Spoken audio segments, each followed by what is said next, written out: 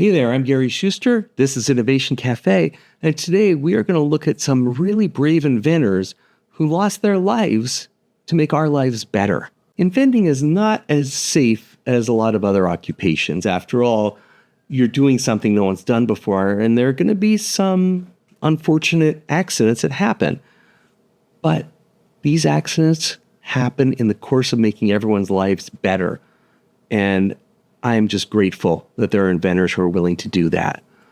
So let's look at inventors who were killed by their own inventions. And let's look at this as a tribute to creativity and risk-taking by creators and not as something negative. Quick side note, boy, ADHD is fun. I got this whole thing set up and I forgot to start recording the audio. So this is my second time around, but it just goes to show you that neurodiversity has its ups and neurodiversity has its downs. And honestly, I'll take the ups. They led to like 250 something patents for me. And the downs I'll live with. Humanity's greatest leaps arose from invention. But with great leaps into the unknown comes great risk. Throughout history, some of the most creative minds, people who dared to challenge the status quo and reimagine what's possible, have paid the ultimate price. Now, there are a lot of inventors who also paid the ultimate price, but were not as well known.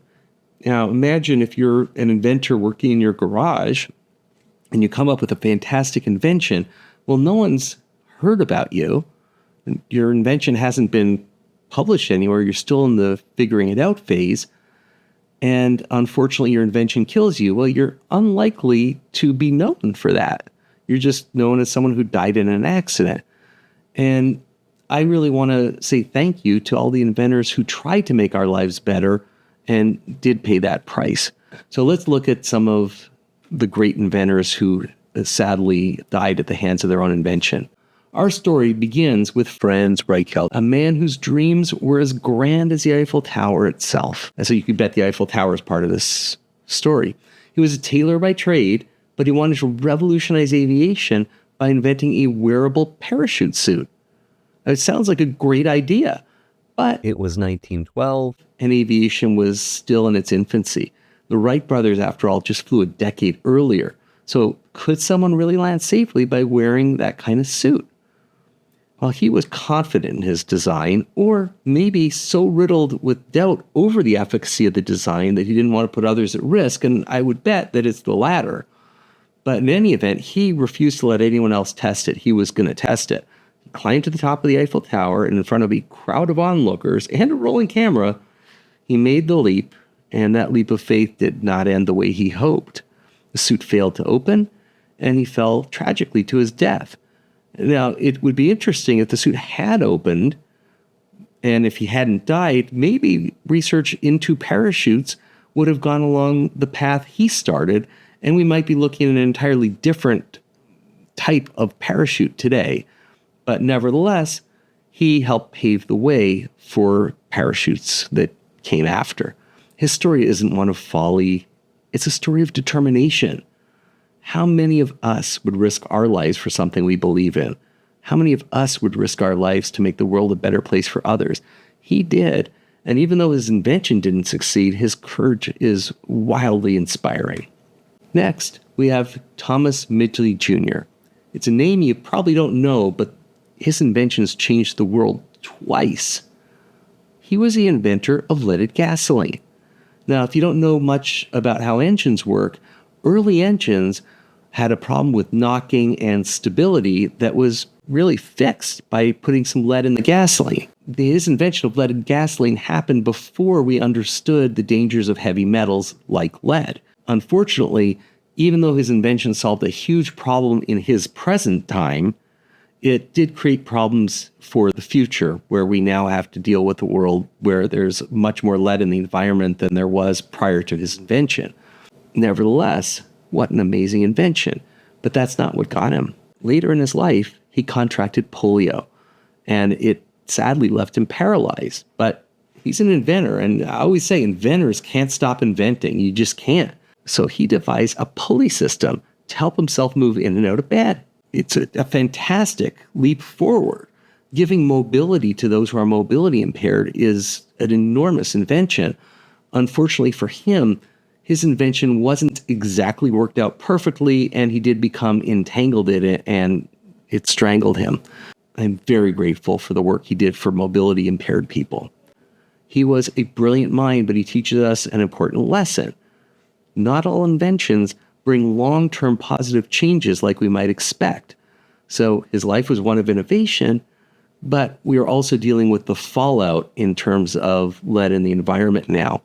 Next up is Marie Curie. She's the first woman to win the Nobel Prize, and she is the only person to win Nobel Prizes in 2 different scientific fields. Her research on radioactivity changed the way we understand the atom.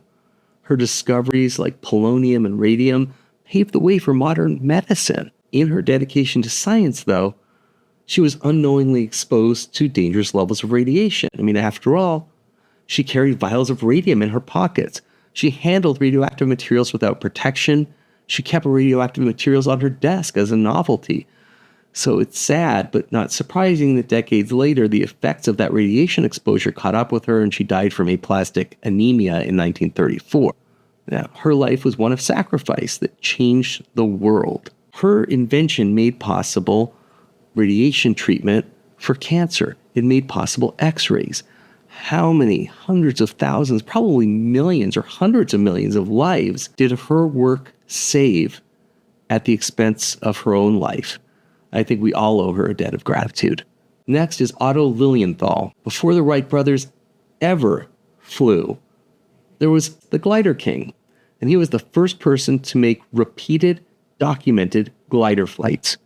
He was really a true pioneer. He designed a series of gliders that could fly through the air fairly easily and very effectively.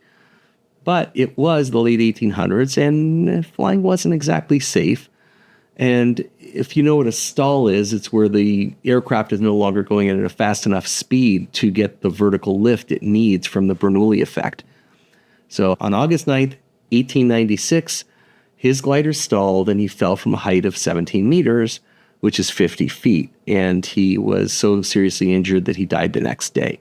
But he is an inspiration. His last words were, "Sacrifices must be made." And that spirit, man, nothing encapsulates the importance of innovation like someone saying effectively, it was worth it to move humanity forward. His flights paved the way for modern aviation, but his death reminds us that progress comes at a cost. I'm not a big fan of military inventions because they hurt people, and I think most inventors want to make life better for people. In fact, we'll do a whole episode later on the origins of the Nobel Prize, which came from, frankly, dynamite that had killed many people. But for today, Horus Hunley was determined to change naval warfare forever. And how did he do it? By inventing the submarine. I mean, think about that. He probably was sitting at home or maybe lying in bed half asleep, and he thought, what if we had a boat go underwater? It is so counterintuitive that this is a huge breakthrough, just the concept. And then he reduced it to an actual invention. It's amazing.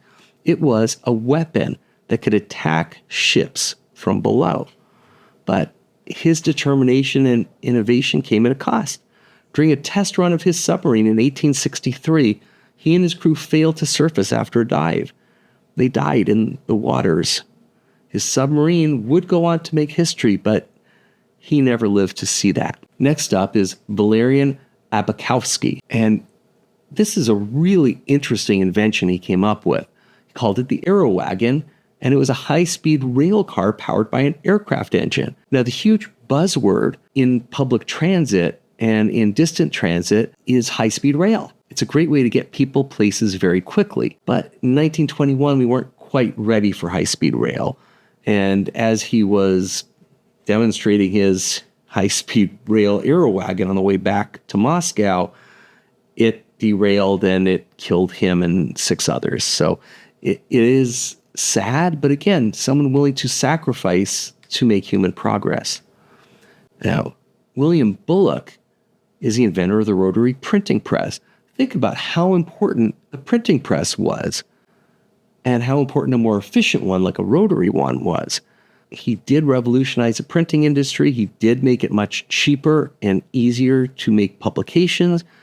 But unfortunately, in 1867, he was crushed by one of his own printing presses. And this was sadly before antibiotics, and he did die during surgery.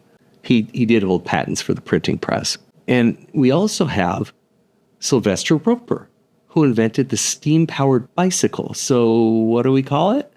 We call it a motorcycle.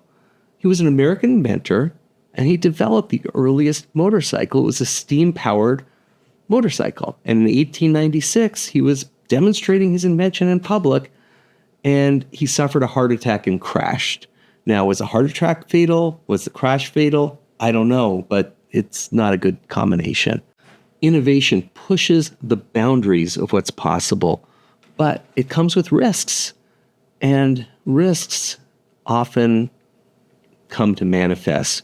So these brilliant minds understood the risks, they accepted the risks, and sadly, the risks came home to roost.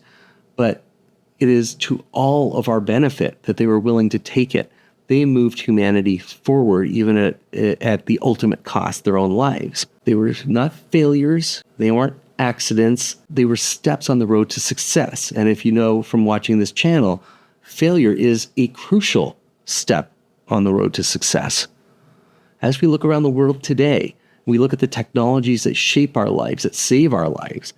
We owe a debt of gratitude to those inventors who dared to take those first steps. They left a legacy of courage, creativity, and relentless pursuit of a better world for all of us.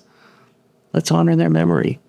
We'll continue to innovate, but we should also respect the risks that come with great ideas. Viewers of this channel, you're the creative ones. You're the ones who are going to be building the next big things. I want you to succeed at that, but I don't want you to die. So please use extra caution in working with your experiments. You want to invent the X-ray. You don't want to die because you invented the X-ray. So don't forget to like, don't forget to comment, don't forget to subscribe, maybe send a link to some friends, and let me know in the comments what other inventors and what other inventions inspire you. And thanks for watching. To the ones who dreamed big, we remember you. We thank you.